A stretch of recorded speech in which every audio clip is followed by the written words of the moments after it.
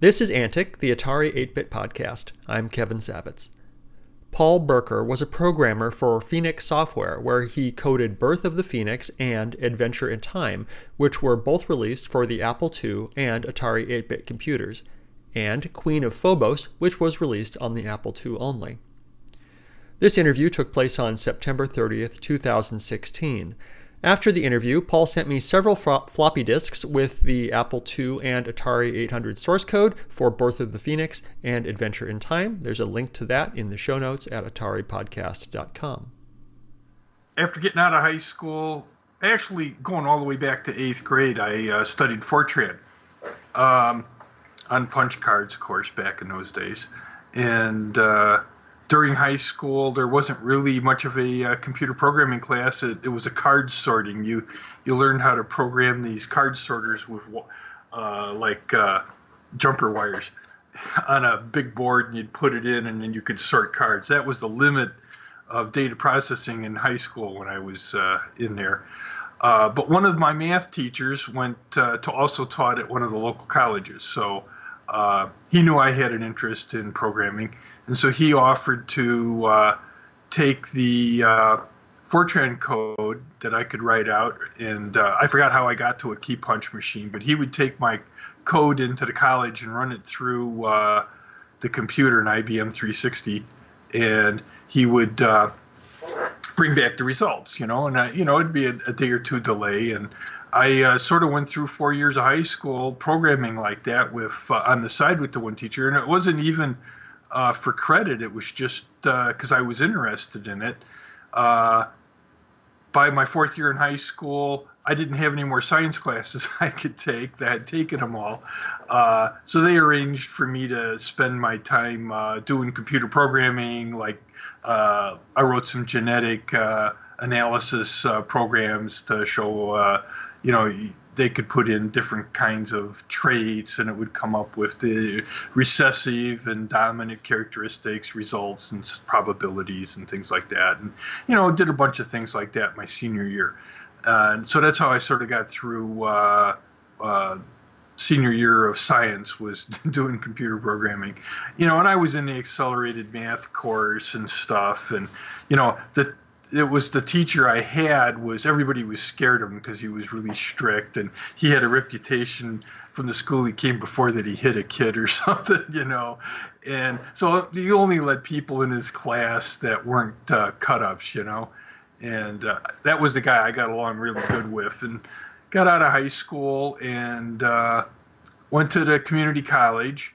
And there they had classes, and I took an IBM assembler class for 360, and I can't remember if I maybe took a Fortran class, but by that time, I really knew Fortran in and out pretty good. And then I was taking a lot of other courses like photography and movie making. I really wasn't thinking about making money with computers. I was thinking shooting movies and taking pictures was what I was going to do, And then about a year and a half into community college is where I was going. Parents got divorced, and then I started thinking about, hey, I better find a job. And I got a job at a United States Gypsum Research and Development Center as a lab tech. And I was just, mixing plaster and testing it, and stress analysis and moisture content, and a bunch of different things like that, and learn how to keep a laboratory notebook. And at that time, I had a Texas Instruments SR52 calculator, and I think I still have one laying around here somewhere. But it was a programmable calculator that had a little printing station you could put it in, and had these little programmable magnetic cards you could run through it. And I brought it into work because we had to get our lab results. We had to take them and punch up the data and take it down to the lab to have them process the stuff and run a regression analysis on the data after we did all these things.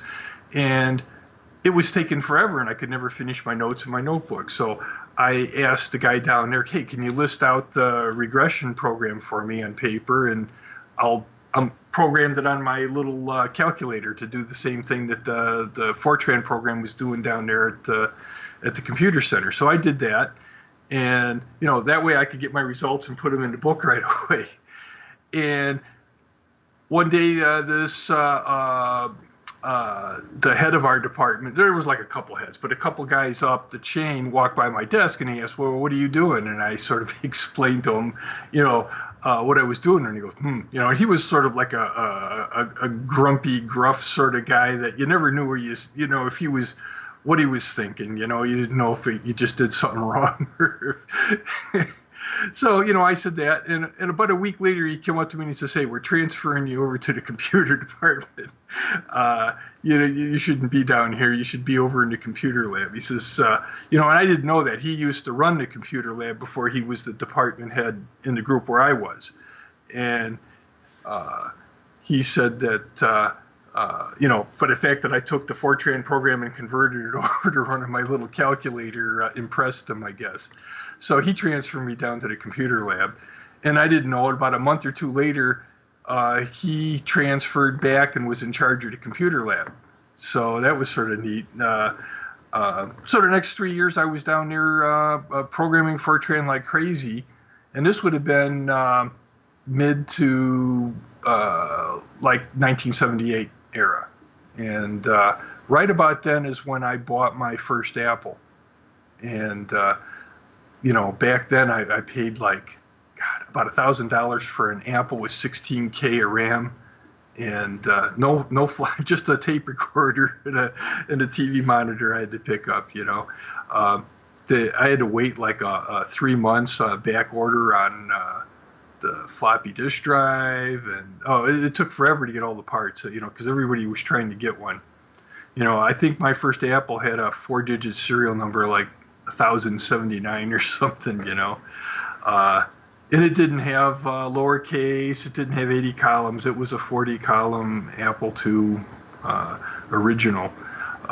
So, using that, and I, right away, of course, I bought the Z80 card and Microsoft Fortran for it, and, was doing things with that. Just having fun with it. I mean, learning every little thing, and at some point there, because I was still pretty heavy in assembly language, I was learning how to do assembly language on the Apple II. I changed jobs in 1979. I went and got a job at Quasar, and that was over here in Franklin Park, Illinois. I worked there for about a year, and the situation there had changed to the point where their computer system was experiencing, they'd made a bunch of changes in their computer system. Every day about noontime would stop working. So they changed my working hours. Most programmers are late night guys. They changed my working hours from like 9 to 5 to like 5 a.m. to noon or something, and something ridiculous like that. And so, I was having to get up at 3. Well, I was used to sleeping, not even going to bed until 3. About 3 months into that, and I was a wreck, and I just said, hey, I can't take this anymore. I'm out of here, I didn't even look for another job. I just left. And so I'm just trying to sort of recover my sleep schedule. And people started asking me to do little things for them. So, people I went to high school with, their father ran a business, mother was doing payroll, and, payroll was, a big headache. They didn't have any, they were manually tabulating that and all the taxes and everything. So, I went in, talked to them, talked to their accountant, and, went through a bunch of stuff. They threw Circular E at me, and, can you write us a payroll program, and, I went back home and, I put all the stuff together for an Apple II to do a payroll, and, really it became, its whole little system. Eventually I wrote an accounts receivable, an accounts payable, a general ledger, all that stuff for business. So the late 70s, early 80s, I was doing all those kind of little things. And on the side, just for kicks, I had taken, I don't know if you remember, guys that were old Fortran programmers, but there was this huge Star Trek program on an IBM 360 that you could play. It had Star Trek, it had quadrants, and you could move around and fire photon missiles. Sure. I mean, it wasn't graphics. I mean, it was all text. But, it had some cute little things that would come up and say when certain funny things would happen or you got destroyed. Well, anyhow, I took that whole thing. I mean, it was a big program, and I converted that over to run on Apple Basic on the Apple. And we had to change the names on it to protect the innocent. You couldn't call them Klingons. I forgot what we wound up calling them. I still got a thing in my drawer of that on a 5 1/4-inch disc. Nice. But we had this thing. We called it Loch Ness Trek. Because that was the name of my company. Was Loch Ness Productions. That was a leftover from the pictures and movie making adventures that we had tried to do at the end of high school. So was any of this Apple stuff released as a product? Your game? Yeah, it actually was sold. It actually was sold in some magazines and that. I had a distributor, something like Minuteman Software Company or something. I could find all that info. But they actually took some ads out in some of the magazines, like, I don't know if it was Byte magazine, but, some of the different journals that people would have bought at the time, probably Apple magazines, Apple Byte. And, I got some royalties out of that. Some people knew me. I did a couple other goofy little things. I can't remember exactly what they were at the time. I think I wrote one called 3D Space Attack. That was written in assembly, and it was like a star field, and you could move through the star field. There'd be a little UFO moving around, and you could, if you had in those days, very few people had joysticks. I sort of put one together that plugged into the Apple's port, and, you could move left and right, up and down, and had a couple fire buttons and things. So you could actually needed to fly in 3D to maneuver around and try to shoot this UFO thing. It was a pretty sort of simple game, but it actually was doing 3D calculations, moving the star fields and stuff. So that was sort of a neat little thing. And all on a little 8-bit processor that couldn't really handle doing the math very well. So came up with some shortcuts. Anyhow, did that one, and I was running around. At the time, I visited my brother in Southern California, lived out in Santa Monica, and I started Ziploc baggies. I put software together and was selling it myself with the 3D Space Battle and the instructions on a cassette tape. And then floppy disks came out. Floppy disks were a little more prevalent. So some of it was cassette tape, some of it was floppy disks. And that and my Loch Ness Trek that I had done, I was also selling that. I would actually driving from computer store to computer store. The computer lands were real prevalent in those days. So I went to a lot of stores and basically opened up my trunk and brought some samples in and said, would you like to buy something? And just sort of went around and kept doing that for a while. And it had sort of paid for my whole winter vacation out there at the time. Selling these software, and I'd run to the store and buy freezer bags and run to the copy store and make copies of the instruction manual, and buying a bunch of floppies somewhere and making copies, and it was sort of a weird little thing. So I was sitting here programming all of this at the time, and then I came back to Illinois in the spring of '80, and word had gotten around. I knew a couple of people. I'd been going to some NIOG meetings, a Northern Illinois User Apple Group or something like that. And I knew a couple people, and I was always going to a store called Data Domain, which was pretty popular in the area in those days. They were located in Schaumburg. And there were quite a few prominent people that hung out in the store that were programmers and different things. And some people found out that I was the guy that wrote this program or that program. Of course, everybody had pirated copies of it. I don't think anybody bought one. But the guy would go, hey, that was the whole reason I bought a joystick for the Apple, was because of my 3D Space Battle game, And so word got around a little bit that I was writing stuff like that. And Ron Unrath was, and Ken, I think it was Ken Rose was his name. But they had an idea for writing these adventure games because they had played some of the Scott Adams stuff that was early on. and maybe the Ken and Roberta Williams adventure games. And, they all had, they had an idea for what they wanted to do. They actually had a whole thing sort of sketched out on paper, and they thought this would be really neat, the idea of Birth of the Phoenix, And, it was, I wish I had some of those early sketches, because they were, the next thing to doodles on the back of a napkin, almost the way that they came in.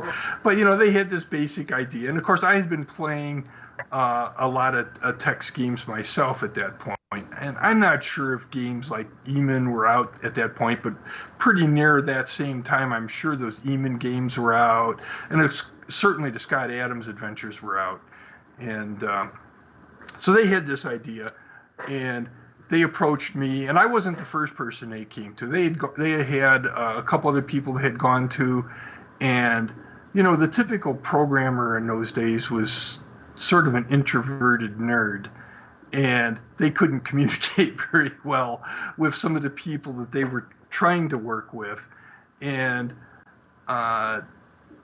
it was sort of humorous to hear how they had bumped into me. But when we were first talking, they presented all this stuff to me, and my first response, well, what do you expect to sell, or how much am I going to make? And then their eyes sort of went like, whoa, this guy isn't like these other people we talked to. He's thinking of it in business terms, something we can relate to, and because I was already supporting myself programming by that time, and so I wasn't going to get involved in anything that didn't have some hope of paying for the time I was going to invest in it. And the rest of these guys were programming just because they felt like it. They had they either lived at home, didn't have to worry about making any money, and so it was like whether they had the motivation to do it or not. My motivation was if I was going to get paid. So they liked that. And plus the fact that I could talk to people. A lot of programmers don't like talking, or if they do talk, it's in, long syllable words and hyperbola that most people don't, that aren't into computers can understand. So, that was my basic selling point in my career, even, getting customers and stuff right to this day is talking to people, not using buzzwords, translating things into terms that they can understand.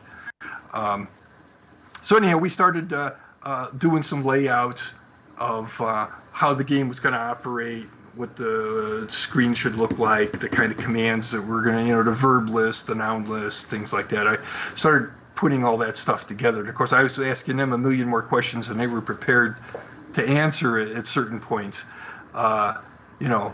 We worked our way through that first setup of, it was a pretty simple game. There really wasn't that many rooms to it or much to it. It was meant to be a tutorial, because a lot of these other adventure games that were coming out at the time were hard, and a lot of people that weren't used to playing games like that or getting into it, the Birth of the Phoenix was a real great tutorial. I mean, because it came with a manual that actually, it was a 20-page manual, I believe, at least, and it explained how to play an adventure game, so it sort of really guided you through the whole thing, and it sold pretty well. I mean, it did pretty good. And then they had an idea for another game called Adventure in Time. And so, using some of the source code that I wrote for Birth of the Phoenix and then expanded. Now, Adventure in Time was a much larger program. That one, that one filled up most of the, there wasn't that much space on those discs to begin with. But it had a lot more rooms and was a lot more complicated game. So that was more for an advanced adventure player. So we had those two games done, and they says somebody approached them and said, probably someone they were distributing through wanted to have a version for the Atari. And I says, well, boy, I've never programmed, I've never even touched an Atari. So then we got an advance of like $2,000 and spent it all just acquiring an Atari 800 with 2 floppy drives. the cartridge for the assembler, which was pretty hard. If I remember correctly, that was a one that was sort of hard to get. We had to hunt around to get the assembler cartridge. And then we had some other goofy box. There was just wires going everywhere in that Atari 800. And I remember it interfered on the radio. You could hear every time you did something with the disk drive or something, you'd hear it going, dit, dit, dit, dit, dit, you could hear the data almost coming across like Morse code whenever the disk drive turned on. And we did something with a serial cable where I was able to transfer the text. I was able to shoot the assembly source out of the Apple into a text capture program on the Atari, and then start to modify the assembly code so that it could work on the Atari. I had to replace. Fortunately, the subroutines that I'd used were, if I replaced the input and output, the thing it got going pretty well. I mean, at least they both used 6502 processors. So that made it a lot easier to get it going.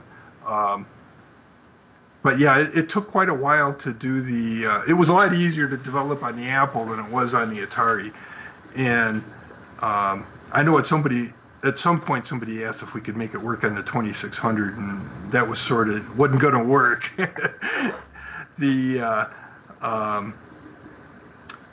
When they did the sales on that, if I recall correctly, the sales on that just about covered my costs of buying the equipment. By the time it was all done, excuse me, didn't really make a lot of money off of the Atari version of those two games.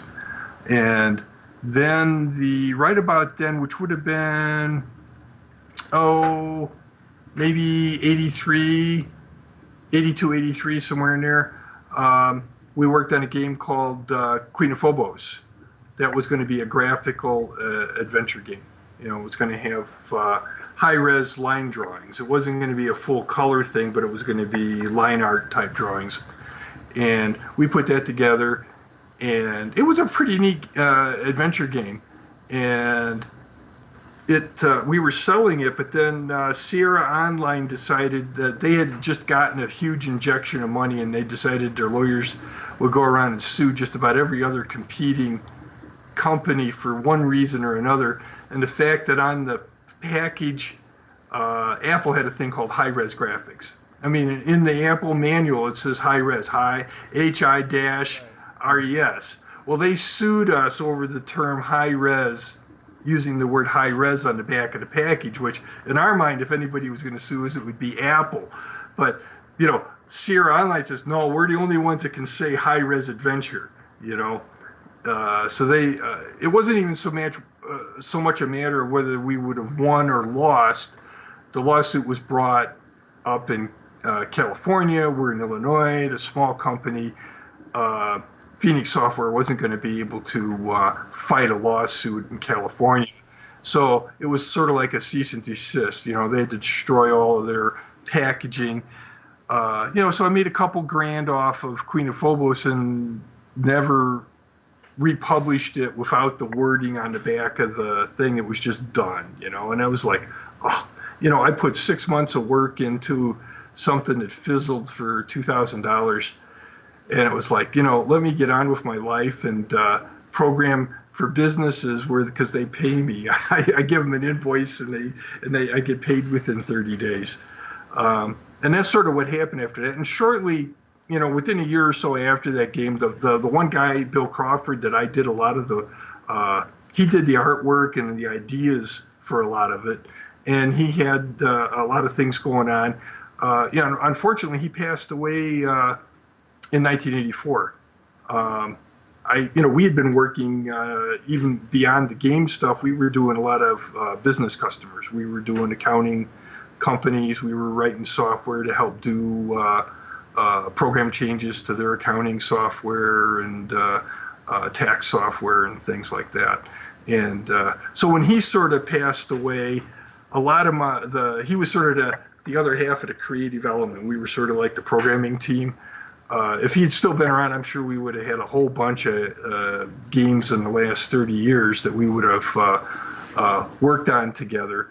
But, it just sort of left a big hole after he died, that, it just I wasn't going to come up with some of those ideas on my own. If an idea was presented to me and I was going to program it, it would have been easy to program it. But coming up with a good idea is probably harder to do than the game. Coming up with a good idea is always the major element in anything, I think.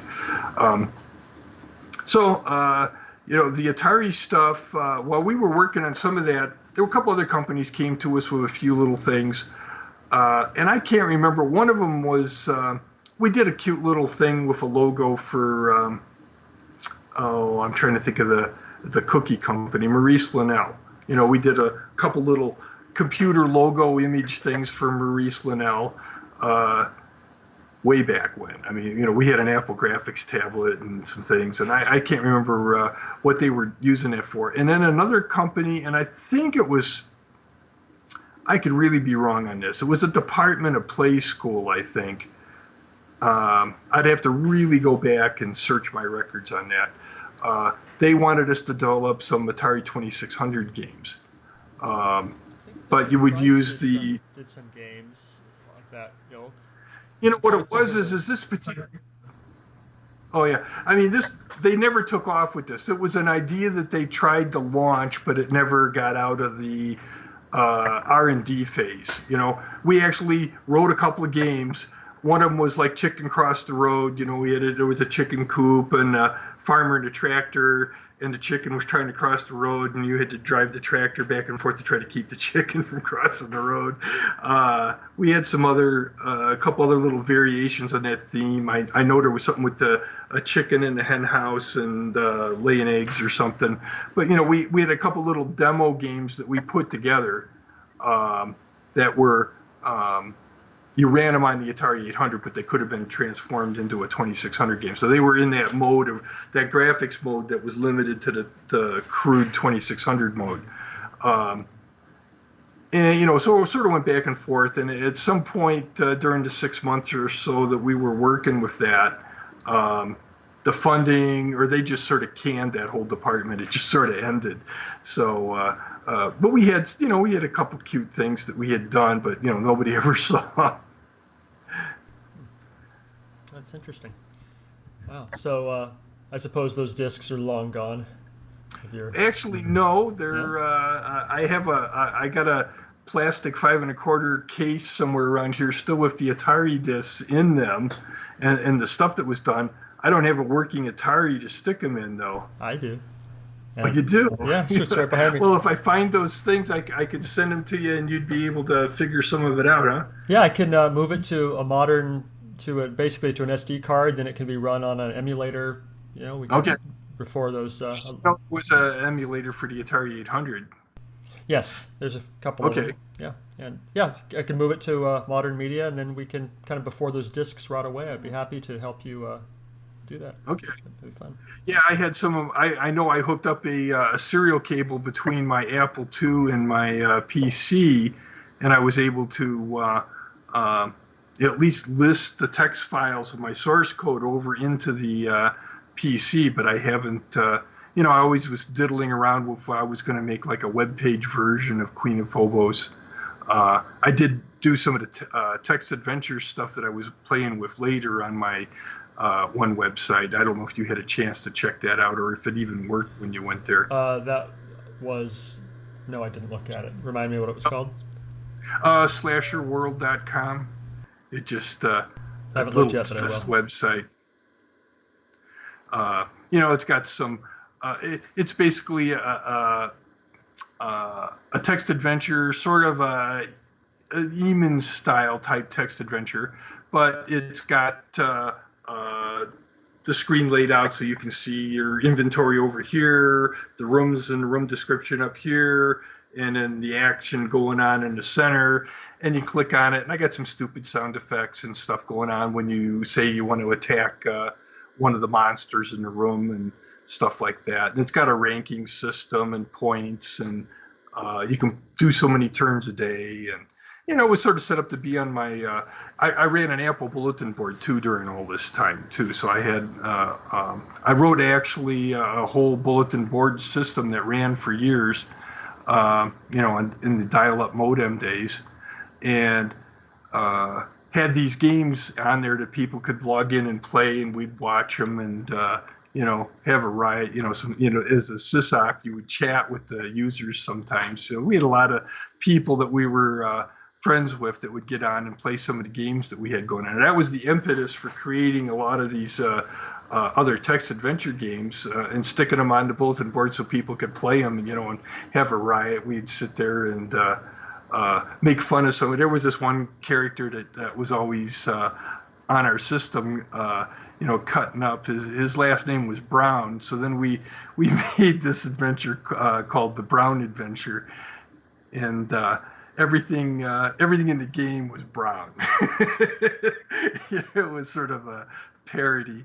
And we had some other ones that were hilarious where we made fun of Siskel and Ebert and things like that, things that nobody ever saw, outside of the people that got on the bulletin board. And we do crazy things like we converted the whole bulletin board to Roman numerals one time. So if anybody wanted to do anything, they had to type the Roman numerals for the option. It was hilarious. So I lost whatever version of that there was. I couldn't find it anymore, several years later when I went looking for it.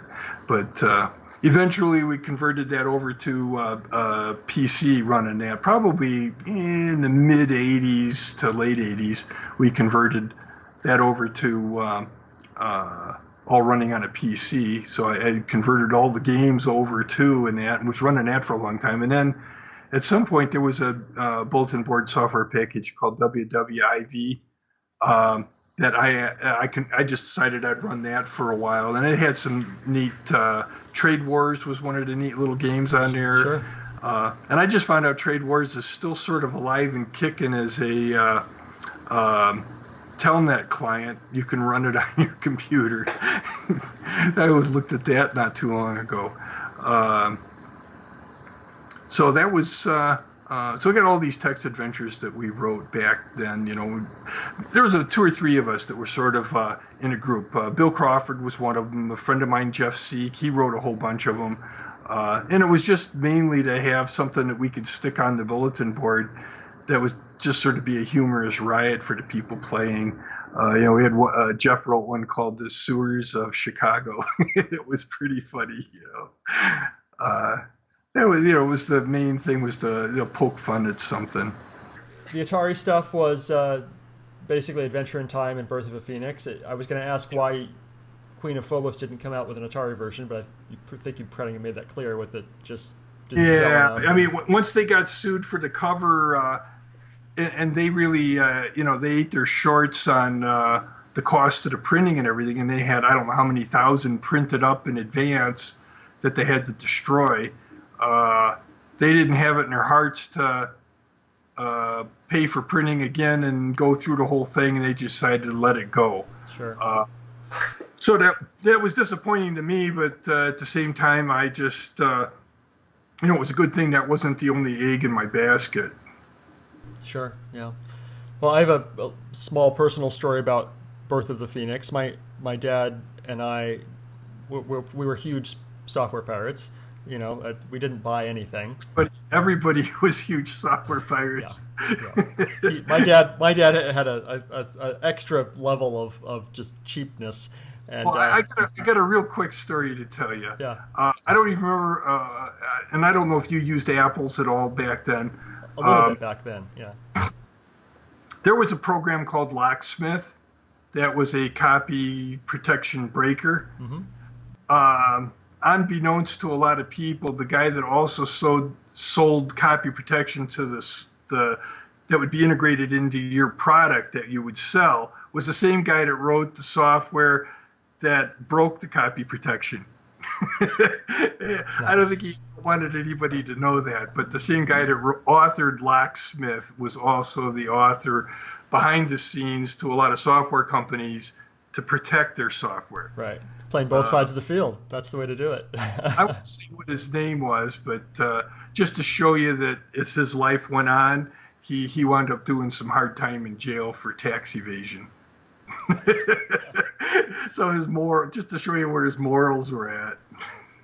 So I mean, you can cut that part out if you want. I'm not cutting anything out. I didn't say his name. So yeah, my dad bought. He purchased Pac-Man, Jumpman, or I bought Jumpman actually, Lode Runner, and Birth of the Phoenix. That was it.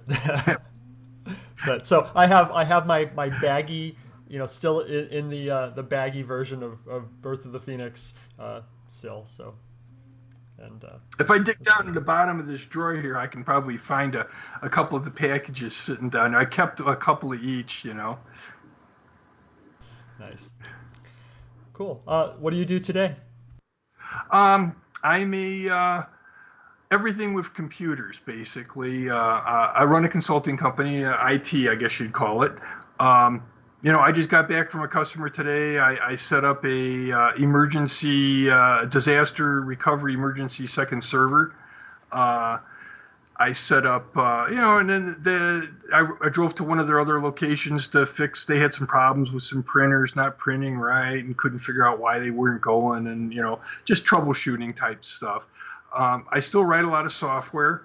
The software I write, usually to specific purpose for a company. Like I just wrote something that did a lot of data conversion between one database that's in an entirely foreign type of structure over to get it into something more like Access, for a company, and a real complicated type situation. Probably development time. We probably put 3 or 4 months of work into the project because it was so complicated. But they had large amounts of data that they needed to chew, and it saved them, the time of typing. Was their only other choice was a really laborious process to convert this data. Sure. I still write, I write software for like order entry. I do a lot of stuff in the shade industry, custom blinds, window shades, taking down all the ordering parameters. You'd be surprised how complicated it can be from product to product to put that stuff together, and things change all the time on that stuff. Got the same thing on the web ordering end of it. So I do a lot of PHP, MySQL programming. I really like working with MySQL and PHP. That's almost, I wouldn't say my favorite, but I do like using those two things. So anything to do with the LAMP environment, Linux, Apache, MySQL, and PHP.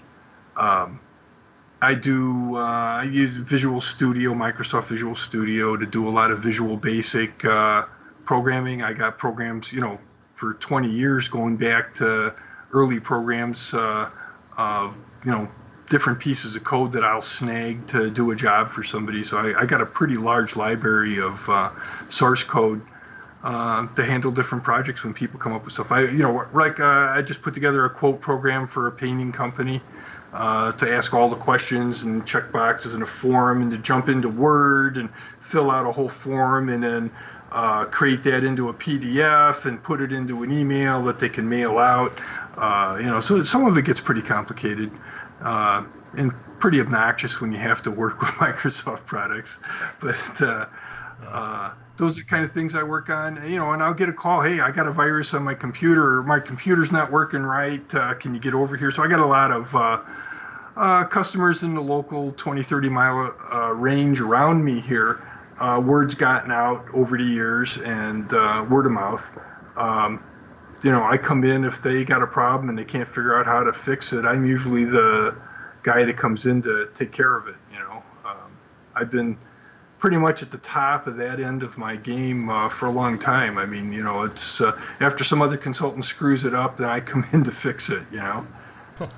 Nice. All right, I think this is my last question. Okay. If you could send a message to the Atari and Apple computer users who played your games back in the day and are listening to this now, what would you tell them? Wow.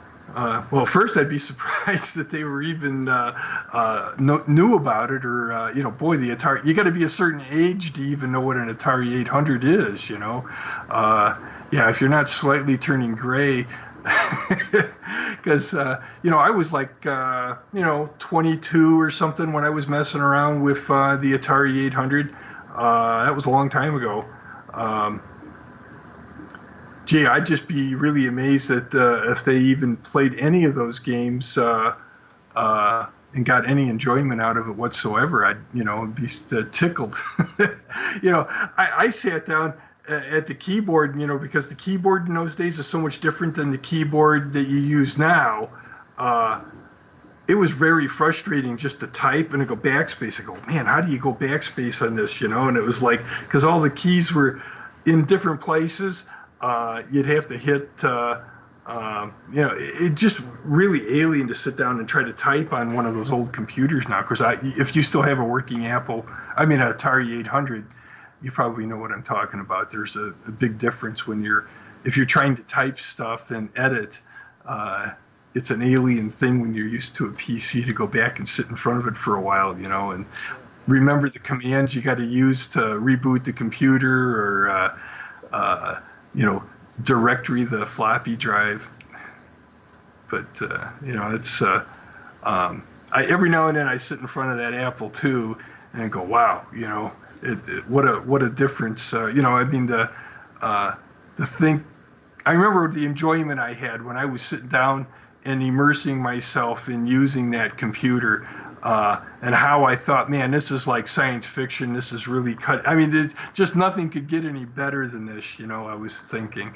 And, of course, with computers, every year you think this is the best it could be, and somebody comes out with something that just blows you away afterwards. To think about going from the text games to the crude graphics that we had back then to, playing a game like World of Warships where everything is so well simulated, the waves, the guns, and everything. And you think about, one or two people wrote those games back then. To think about writing a game today with only one or two people would be almost an impossible task to match what some of these products that are out there now. I mean, there's 100 people that worked on a game to like World of Warships or something. Just the people that did the artwork. I'm sure there were a ton of people that were involved in doing the CAD representation of that and everything that you'd have to do. I mean, it almost humbles you to the point where you don't even know if you should try to program a game anymore, But, there is a really large following of people that are playing older, I'll call them 2D games, and the cell phone probably is responsible for the resurgence in people being interested in 2D games again. So, maybe not the text games, but you see a lot of the games that you used to play on the simpler computers from 20 years ago have sort of a lot of them have resurfaced on the cell phone, and maybe as a free game or whatever, but still some people have sat down and who must have had the rights to some of those games and redid them for the cell phone, which is, you think about the graphics on your cell phone, it's probably still better than the computers that we were using. Yeah. We've come a long way from software sold in baggies, that's for sure. Yeah, that was something that, I don't know how many people did that, but it was sort of, I almost call it naive to think about that you could drive around and do something like that today would be, there's just no way that you could do something like that now, It'd be really hard to market and sell a game. Of course, now, it's easier to just set up a website and sell something too. That didn't exist. I wish I had sold my comic book collection before eBay became popular. Cool. I think I have what I need, Paul. Thank you so much.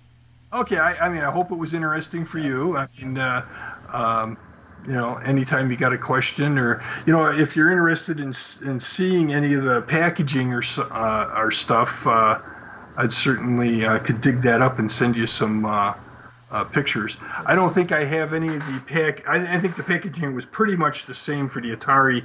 I don't think I have any of those packages, but I do have the source code discs still in a box. So I got a couple boxes marked, old Apple and Atari stuff. I didn't throw those away. I kept Excellent. the discs. I would love to recover that stuff. I can recover Apple and Atari stuff.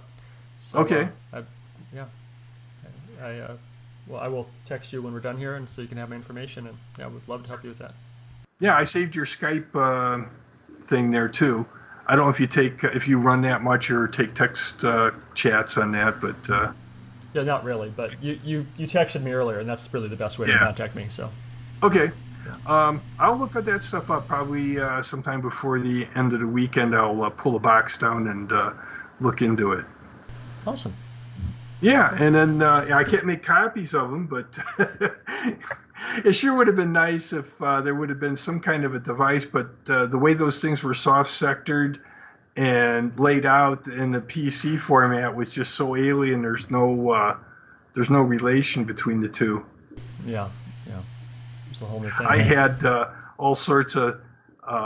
There was some drive called a Micro 80 or something. It had a few extra tracks that you could fit on it, and it would write on both sides of the disk at the same time.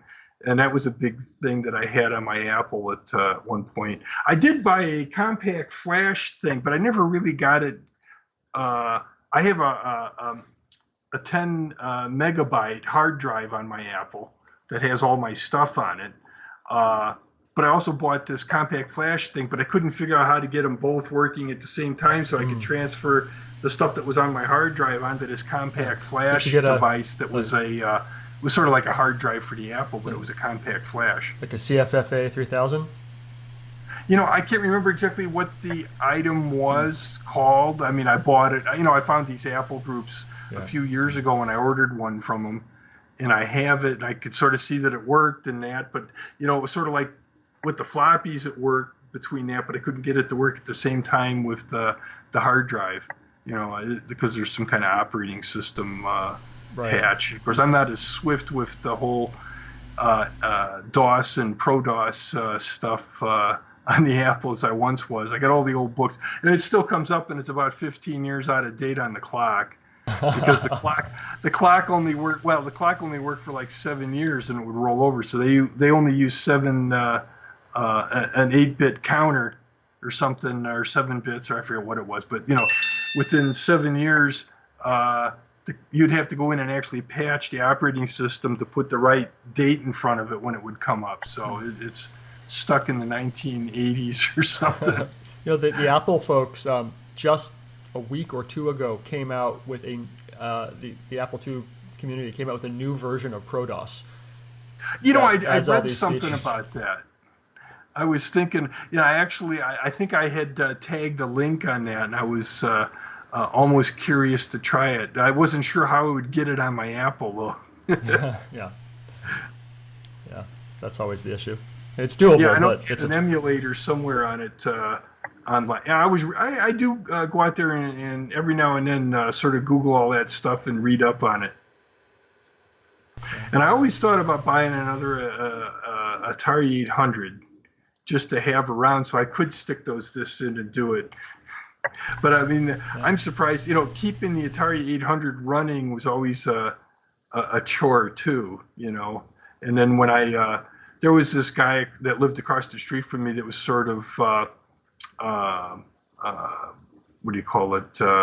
He had some physical disabilities, and when I was getting ready to move, I just asked him, "Hey, do you want this Atari 800?" And he says, "Sure." So I think I gave him one of my old Apple systems, and I gave him one of my the whole Atari 800 setup at the time when I moved, and but I did keep my all of my development discs. Nice. Cool. Yeah, I don't know what happened to the cartridge. I should have kept the cartridge. I know the assembler cartridge probably fetches a pretty good amount on eBay now for the Atari 800. Probably more than I paid for it at the time, Cool. Okay. Thank you so much, Paul. Hopefully we'll stay in contact a little bit, and I'll dig that stuff up and let you know about it. And if I find it and it's there, I can package it up and send it off to you. Great. Maybe we can breathe some life into some old code. Excellent. And I'll find those chicken games too in that. I still got to have the code for those. So if you can figure out how to execute whatever's on some of those disks still, that would be interesting. I'll talk to you later. Bye.